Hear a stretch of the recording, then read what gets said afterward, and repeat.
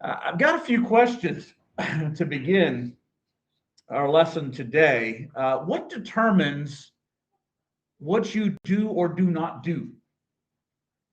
Is it consequence? Is it, what's going to happen if I do this or if I don't do this? Is it a matter of reputation? Is it that we're very guarded about our reputation? We don't want to ruin our reputation.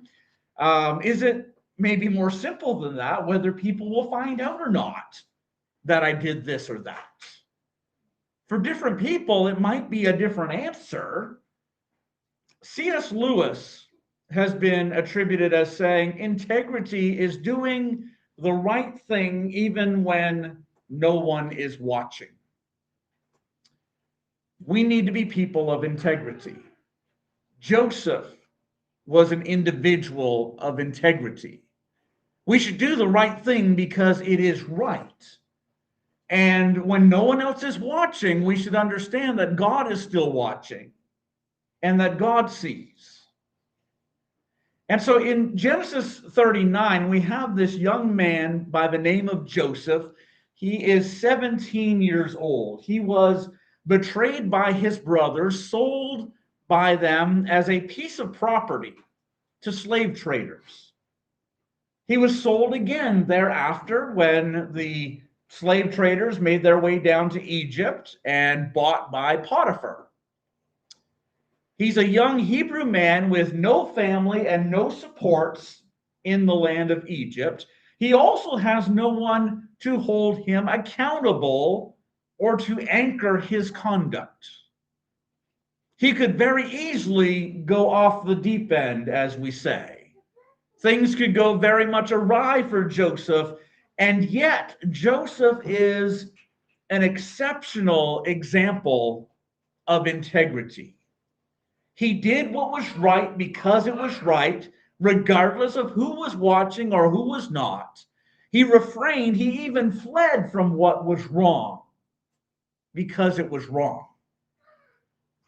He was aware of God's presence, and he was aware, therefore, of his responsibility to God because of God's presence. And so I want us to spend our time today talking about Joseph and about the things that went on with Joseph, in particular here in chapter 39. Joseph's in more than just chapter 39, but for our lesson today, we're going to restrict our time to the 39th chapter of Genesis. So back in verse 1, whether it's at a slave market or whether it was a private sale, Joseph ends up in the house of Potiphar, captain of the guard. Now, do you see the statement that is repeated over and over in the first 5 verses? Because the writer wants us to understand something about Joseph and his situation. All kinds of bad things have led to him being there. And the fact is that he's still a slave. But what we find is verse 2, the Lord was with Joseph. Verse 3, the Lord was with him. Verse 3, the Lord made all that he, Joseph, did to prosper in his hand. Verse 5, the Lord blessed the Egyptian's house for Joseph's sake. Verse 5 again, the blessing of the Lord was on all that he had, that is Potiphar, but because Joseph was there and in charge. So in reading the first 5 verses of Genesis chapter 39, we understand that Joseph is not alone. He has been shipped off there, and seemingly, from the outward appearance, Joseph is by himself. But the spiritual reality is Joseph is not by himself. That God has been with him throughout all of this. Now, he's not in Canaan. He's not in the promised land. He's not with his family. He's not with his spiritual teacher and mentor, his father. He's a slave in a foreign land. All kinds of things that are not as maybe they ought to be. But even when bad things surround us, when we are engulfed with bad things, we can have the confidence that the Lord is still with us. He does not leave or forsake us. God's presence is not tied to a location. It's not tied to the promised land of Canaan. It's not tied to whether we are in a comfortable situation or not. It's not even tied to whether we are successful or not. I would put to you that being a slave is not success. And yet God turned it into success and made Joseph successful in that place where he found himself. In Psalm 139, at verse 7 beginning, David writes, "Where can I go from your spirit, or where can I flee from your presence? If I ascend into heaven, you are there. If I make my bed in hell, behold, you are there. If I take the wings of the morning and dwell in the uttermost parts of the sea, even there your hand shall lead me, and your right hand shall hold me." David's not writing that as, I want to get out of the presence of God. Sometimes there are people who, they want that. I don't want God around, right? Well, sorry, but God is always there, right? God sees and God knows. But David is writing about the assurance that he can have, and Joseph experienced that same kind of assurance. No matter where I go, no matter what my circumstances are, God is there. Friends, that's true for you and I as well. No matter where we are, no matter what the circumstances are, God is there. Joseph's circumstances changed, God's presence did not. The latter half of Romans chapter 8, the context focuses on sufferings. And Paul, in the midst of all that, verse 31, he asked the question, what shall we say to these things? His answer was this: if God is for us, who can be against us?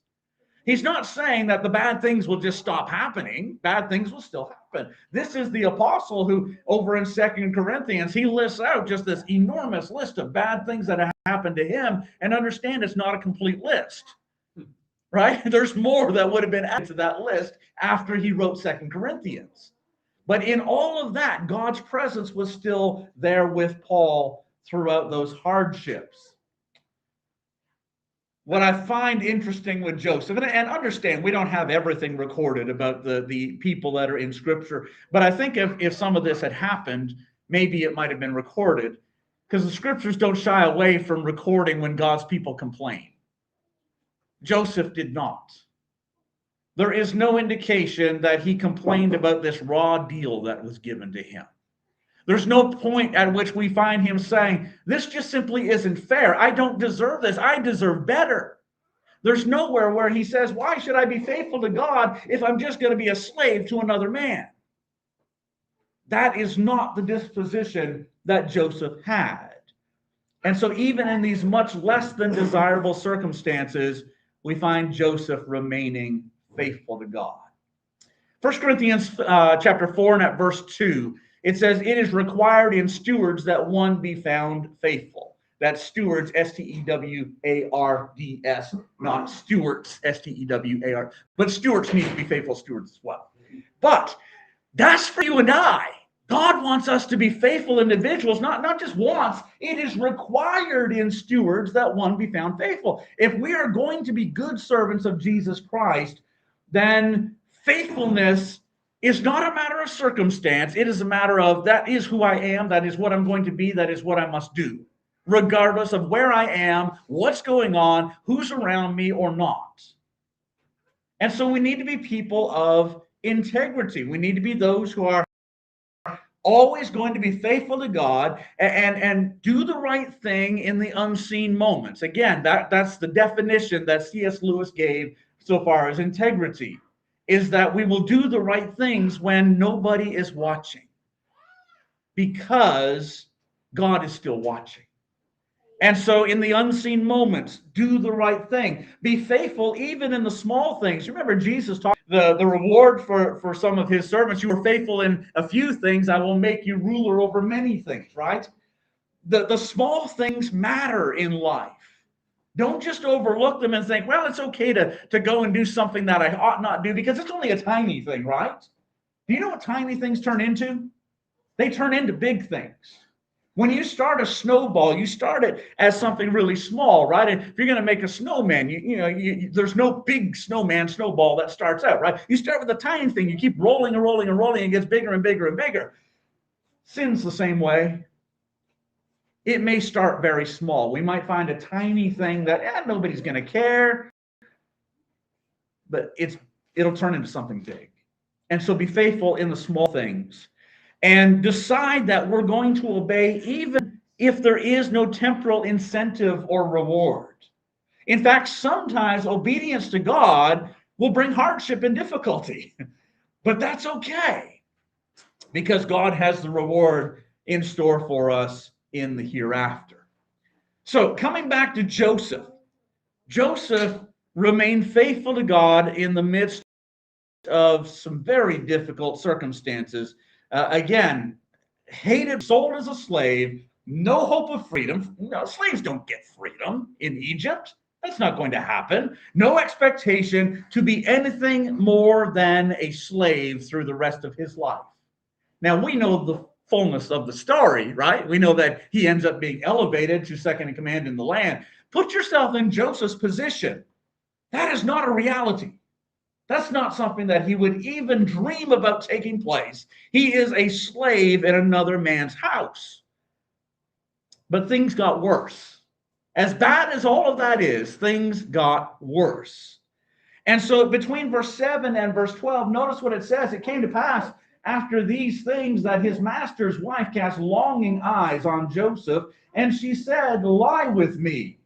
But he refused and said to his master's wife, "Look, my master does not know what is with me in the house, and he has committed all that he has to my hand. There is no one greater in this house than I, nor has he kept back anything from me but you, because you are his wife. How then can I do this great wickedness and sin against God?" So it was, as she spoke to Joseph day by day, that he did not heed her to lie with her or to be with her. But it happened about this time when Joseph went into the house to do his work, and none of the men of the house was inside, that she caught him by his garment, saying, "Lie with me." But he left his garment in her hand and fled and ran outside. So Mrs. Potiphar, I don't know her name, but we'll call her Mrs. Potiphar. She has longing eyes for Joseph. He's a good-looking young man. And may I suggest to you that from his perspective, this is a very real temptation. He's a handsome young man who's far from home, who is unmarried in a pagan culture, and that kind of isolation and disconnect that he must have been experiencing is a scenario where temptation can thrive. Add to that a powerful woman. His master's wife is attracted to him and begins to flirt with him and desires him. Now, we don't know what she looked like, but temptation rarely presents itself as ugly. So I suspect that there is something desirable in her as well. Her character is not desirable at all, but perhaps physically she may be attractive. Her interest and attraction to him gives life to the temptation. And again, assuming that she's even mildly good looking, that just amplifies the temptation. And so she's very blunt about it. There's no beating around the bush with her. Lie with me. She's not looking for a new husband. Understand that. Joseph could never be the provider that Potiphar is. She's not trying to replace Potiphar. But whatever her reason, she wanted to have relations with Joseph. She was direct about it. No lengthy seduction process involved, just an explicit lie with me. And he did not. Wouldn't it be great if the temptation just ended right there? He had victory over the temptation, get back to work, but it doesn't end there. Verse 10, so it was as she spoke to Joseph day by day. Well, she's not saying, "Good work today. Thank you." And that's it, right? She's saying the same things day by day. She's still flirting with him. She's still asking him, "Lie with me," day by day. And it says in verse 10 that despite her doing this, despite her persistence, he did not heed her to lie with her or to be with her. Day after day, she is accosting him, asking him, trying to force him. I can imagine him trying to avoid her, right? As he's about his business in the house, peek inside the door. Is Mrs. Potiphar in this room? I'll go work in a different room for a while until she's not there, right? I imagine that he likely tried to avoid her as much as he could, and yet she's peeking around the corners of the doorways too, looking to find where Joseph is, because she's pursuing him. And so day after day after day, she is trying to wear him down. She is relentless. And it even appears that she may have altered her approach at times. And so the direct lie with me is not working. And so at the end of verse 10, just be with me. Maybe we'll snuggle together or something, right? Maybe she's trying to minimize it a little bit. Well, you know where that's going to head if he yields even to the smaller temptation.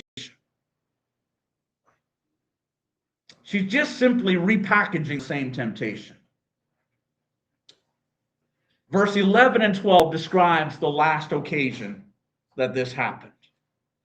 Joseph is in the house alone. This would not be an abnormal thing for him to be in the house alone. He is over the house. He is the servant over all the other servants and over all the workings of the house.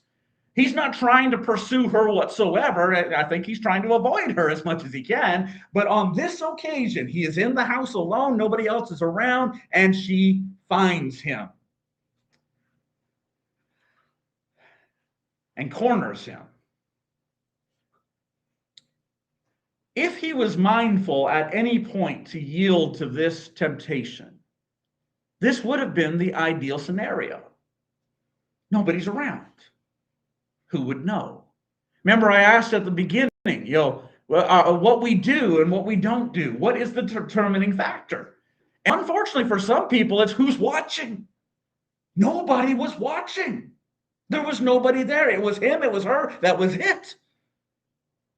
Who would know? And if he did yield to the temptation, and it started to get reported around that this happened, who would believe it? He's a slave. Nobody's going to believe that. So maybe the easiest thing might have been to give in. Of course, that's how some deal with temptation and find out that was not the right thing and not the easiest thing at all, because then the sin snowball starts. Yielding is never the solution. In James chapter 1, verse 14, it says, each one is tempted when he is drawn away by his own desires and enticed. Then, when desire has conceived, it gives birth to sin. And sin, when it is full grown, brings forth death. Do not be deceived, my beloved brethren. Anytime we start the snowball, it turns into something really bad. Don't even start the snowball. Desire is conceived, and it gives birth to sin. And sin, when it's full grown, the wages of sin is death. It's never a good thing. She's more forceful this time. She saw her opportunity. She's going to take it. And so she grabs Joseph. You're not getting away from me this time. She grabs him. And she's going to get what she wants. Lie with me. I've got a hold of you right now. And we're going to do this. And I'm sure his resistance was frustrating for her. Perhaps she's accustomed to getting whatever she wants, getting her way. She wants Joseph. She grabs onto him. She's made her position clear that you're going to be mine. I'm gonna do what I want. But Joseph has also made his position clear. It was back in verse 8 and 9. Look, my master does not know what is with me in the house, and he has committed all that he has to my hand. I have been placed under responsibility. He trusts me.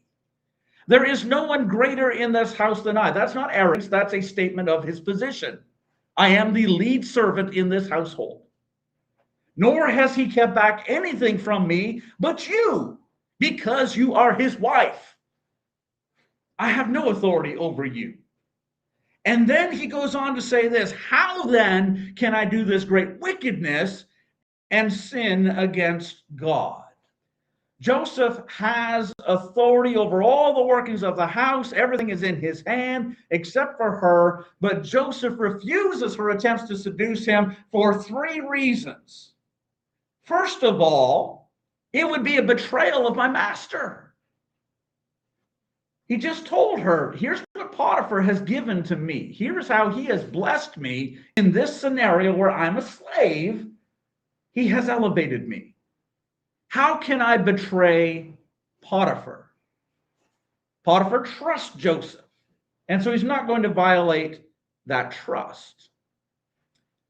The second thing, and this is more important than the first, it's wrong. It's wickedness. It's immoral. Right and wrong matter. They always matter. If we rename it, that doesn't make it right. If we minimize it or we seek to justify it, that doesn't make it right. Right is always right, wrong is always wrong.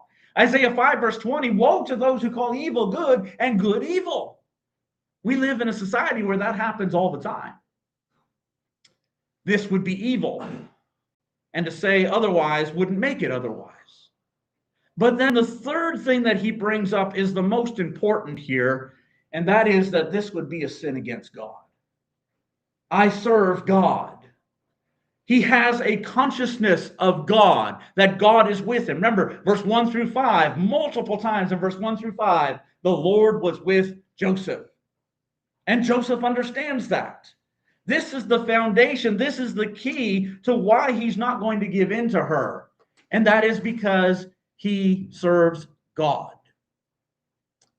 He was away from the religious instruction of his father. He is in a land that doesn't know Jehovah, but he knows Jehovah. And he's not going to willfully sin against his God. Now, there would be plenty of other reasons to not lie with her. I might lose my job if I do that, right? That's a good motivator. I might get caught. It might ruin my reputation. But all of those are minor reasons compared to it would be a sin against God. If we're serious about our service to God, then this is paramount. I don't want to transgress the law of my God. I want to glorify God in all that I do. And so here's the thing. We may face incessant and sustained temptations at times. And when we do, we need to be like Joseph. We need to keep in our mind that I am a servant of God, and therefore I need to be aware of him and his presence and his ways, and I need to continue in my commitment to him. Because here's the thing. If we keep God near to us, then sin becomes unthinkable. If we are focused on God is with me, is the next thought, therefore I'm going to sin. That thought is far from us if we continue to focus on God's presence. That seems to be what Joseph is doing. Joseph understood this. He's not alone with Mrs. Potiphar in the house. God is there as well. And friends, we need to have that same kind of disposition, that God is always there. God is always present. And so we need to resist and we need to flee from the temptation. And we see it consistently through the text. Verse 8, he refused. Verse 10, he did not heed her. Verse 12, he left his garment and he ran outside. He wants no part of sin. He didn't debate the pros and cons of yielding to the temptation. There are no pros, it's all cons. He didn't linger around, he simply fled. Sometimes holiness is not about standing. Often we talk about taking a stand, and the scriptures talk about us standing. But sometimes holiness is about running away. Let me back that up. 1 Corinthians 6, verse 18. Flee sexual immorality. 1 Corinthians 14, verse 10. Flee from idolatry. 1 Timothy 6, verse 11. Flee these things. The love of money, the temptation that comes with it, the harmful lust that it brings, and the evil that comes from it, and pursue righteousness and godliness and faith and love and patience and gentleness. 2 Timothy 2 and at verse 22, flee youthful lusts. So at least 4 times in the New Testament, we are told, flee from things. That's not us yielding. That's us taking a stand. It's just moving away from whatever it was that was drawing us in. And so we see Joseph doing that very thing. He fled away, leaving his garment behind. So Joseph did the right thing. Have you ever done the right thing and then been rewarded with evil coming your way afterward? Bad things happen because you made a stand for what is right. The devil has a way of doing that sometimes. Joseph did the right thing and it was not rewarded. Take a look at verse 13. And so it was when she saw that he had left his garment in her hand and fled outside, that she called to the men of her house and spoke to them, saying, see, he has brought into us a Hebrew to mock us. He came in to me to lie with me, and I cried out with a loud voice. And it happened when he heard that I lifted my voice and cried out, that he left his garment with me and fled and went outside. So she kept his garment with her until the master came home. Then she spoke to him with words like these, saying, the Hebrew servant whom you brought to us came in to mock me. So it happened as I lifted my voice and cried that he left his garment with me and fled outside. So it was when his master heard the words which his wife spoke to him, saying, your servant did to me after this manner, that his anger was aroused. Then Joseph's master took him and put him into the prison, a place where the king's prisoners were confined, and he was there in the prison.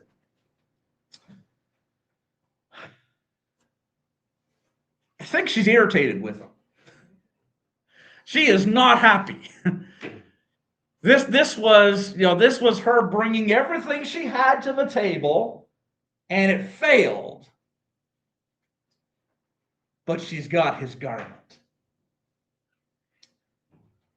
And unrighteous people are always looking to do unrighteous things. She wanted him to lie with her. He would refuse. She pestered him day after day. He refused. And he refuses this occasion. And so she's not going to let this slide. The garment that he left behind in the process of fleeing becomes the central part of a lie.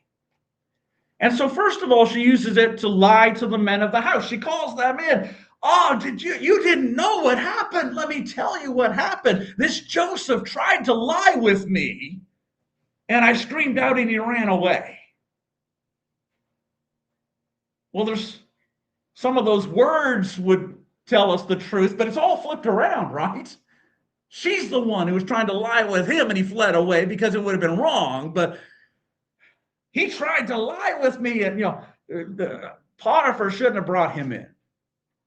And then when Potiphar comes home, she again uses it in order to tell Potiphar, this servant that you put so much trust in, he's an evil man. He's an awful man. He tried to mistreat me. He mocked me. If she couldn't have her way with Joseph, then she was going to destroy him. Sometimes we'll meet people who have no shame at all about lying or doing evil. Solomon talks about how to some it's like sport, that they find joy in doing it. They find a challenge in doing it. In Moses' law, Exodus 23 and verse 1, it says, you shall not circulate a false report. Do not put your hand with the wicked to be an unrighteous witness. Well, obviously, Moses' law predates her, and even if that weren't the case, she's an Egyptian, not a Hebrew. But is that something that would be exclusive to Moses' law? Don't circulate a false report? Like in the pagan world, do you think it's generally accepted that, okay, everybody lie, just lie? No. Even the pagans had respect for people telling truth. but she's an evil woman.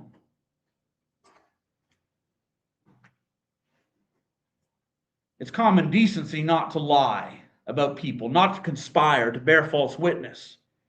But she is a spiteful woman who now wants to destroy Joseph. The end of verse 19 says that Potiphar was angry. His anger was aroused. We're not told who he was angry with. The immediate assumption might be Joseph.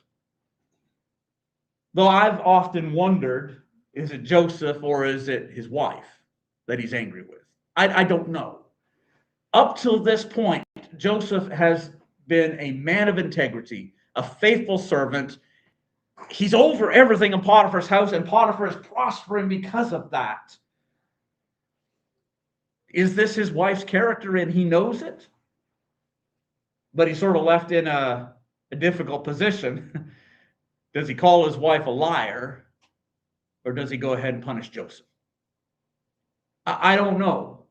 We don't have all the information, just simply that Potiphar was angry, but the result ends up being the same. Joseph suffers unjustly, being sent out to prison. Verse 20, Joseph's master took him and put him into the prison, a place where the king's prisoners were confined, and he was there in prison.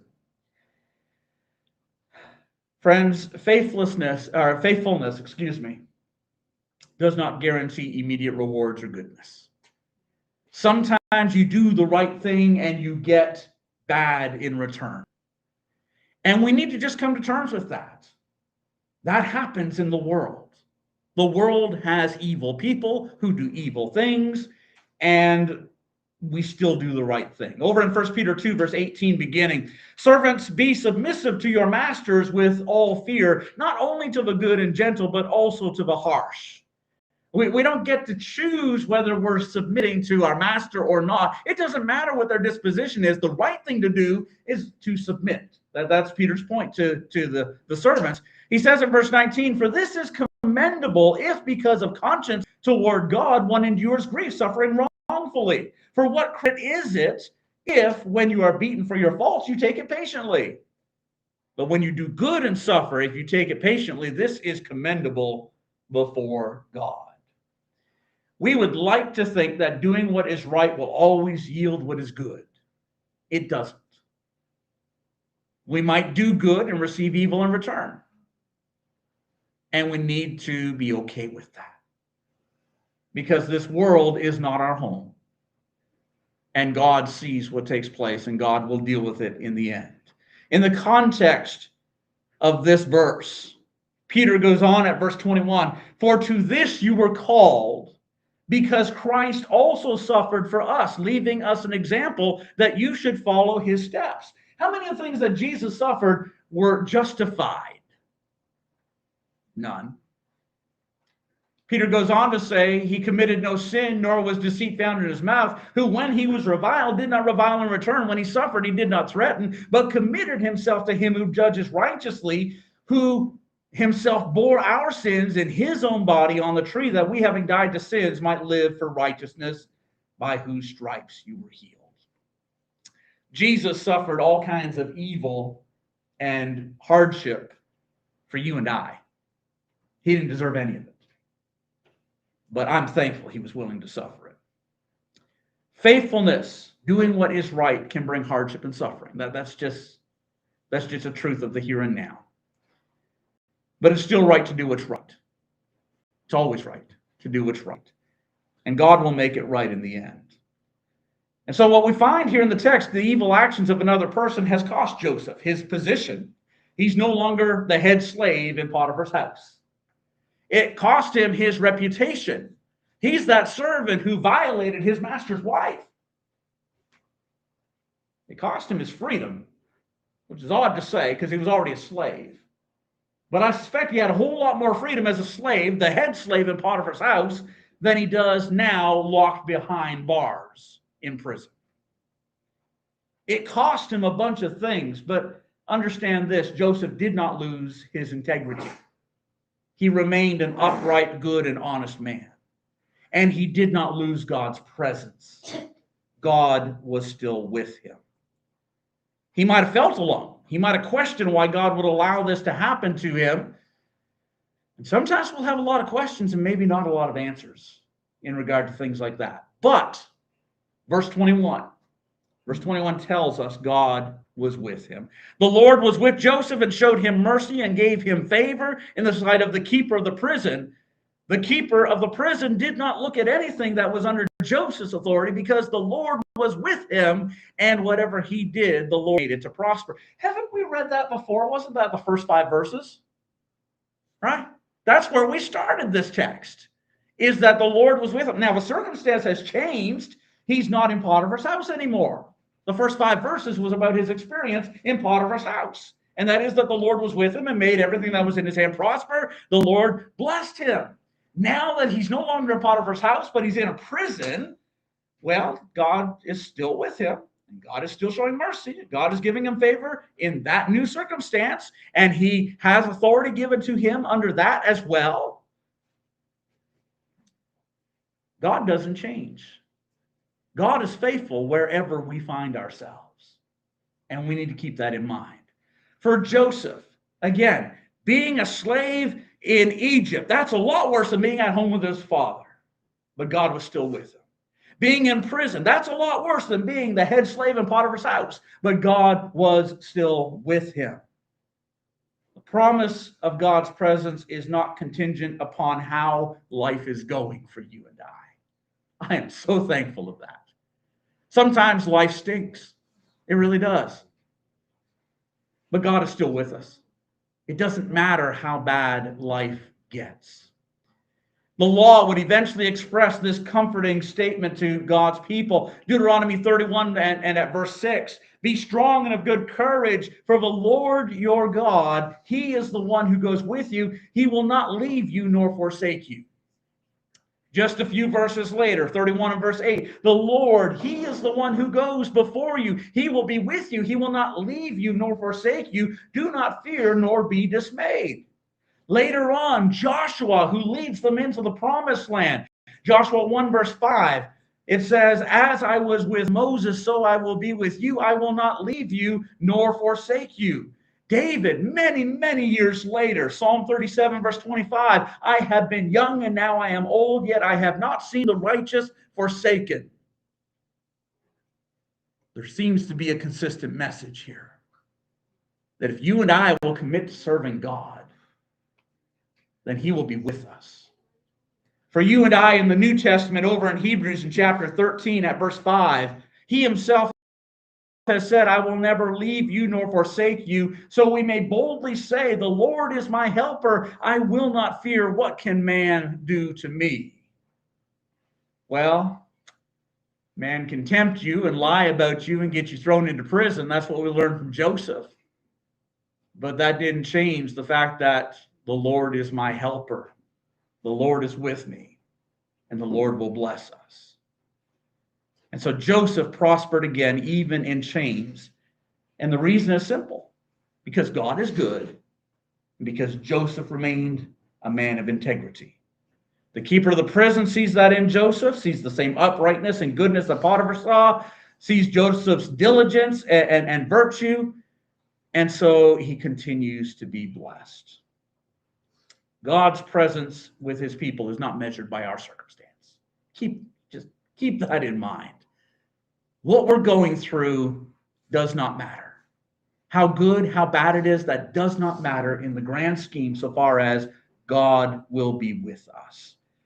Moses gave up all kinds of privileges in Egypt to serve God. Why? Because the presence of God is worth it. Daniel goes through all kinds of difficulties and struggles, eventually gets thrown into a lion's den. Why is he willing to do that? Because God is good, and God's presence was with him there as well. Jeremiah, he is beaten and he is thrown into a pit because he held to the message of God. Why wouldn't he forsake the message of God to deal with the circumstances going around him? Because he wanted God's perpetual presence with him. Time and time again, we see faithful servants of God who go through struggles, and that's okay, because God is with them. Friends, we need to be like Joseph. doesn't know how his story ends at this point. You and I know because we've read on, right? We've read the rest of Genesis. He doesn't know that he's going to become second in command in Egypt. He doesn't know that he's going to be reconciled with his family. He doesn't know that he will save nations through the work that he does in Egypt. He is clueless to any of that. All he knew was that God was with him there as a slave and as a prisoner. And that was enough. When no one is watching, the Lord is watching. When the temptations press, the Lord was still with him. And when the prison door shut behind him, the Lord was in the prison with him as well. We don't need to know how our story unfolds either. What we need to do is we need to present ourselves faithful to God and know that he will present himself faithful to us. That God sees, God judges righteously, and God will not forsake his own. And so we need to decide now. Before temptation comes, before injustice strikes, before the costs become very real in dealing with those kinds of things, we need to decide now that the presence of God is enough. That's enough for me to decide to be faithful. That's enough for me to face and overcome the temptations that come my way. That's enough for me to endure the hurt and the struggle that comes for showing integrity. It's enough to know that God is with us. I asked you at the beginning, what determines whether we do something or not? In Proverbs 15, verse 3, the eyes of the Lord are on every place, keeping watch over the evil and the good. When no one is watching, God is still watching. Ecclesiastes 12, 13, and 14. Let us hear the conclusion of the whole matter. Fear God and keep his commandments, for this is man's all. For God will bring every work into judgment, whether good or evil. Our duty here is to serve God. So may we choose to do so. May we remain faithful. Galatians 6, verse 9, the last text for you today. Let us not grow weary while doing good, for in due season we will reap if we do not lose heart. And so may we live like Joseph, as people of integrity, trusting God and knowing that his presence is there. If we can help you in your walk with the Lord today, we want to do that. We want to encourage you and build you up and be a source of encouragement to one another. So if you're going through struggles and difficulties, you don't have to go through it alone. Joseph was alone, except that God was with him. But we're not alone. We've got our brethren. And so let's build each other up and hold each other up and encourage one another. So if we can help you in some way, let us know as we stand together and as we sing.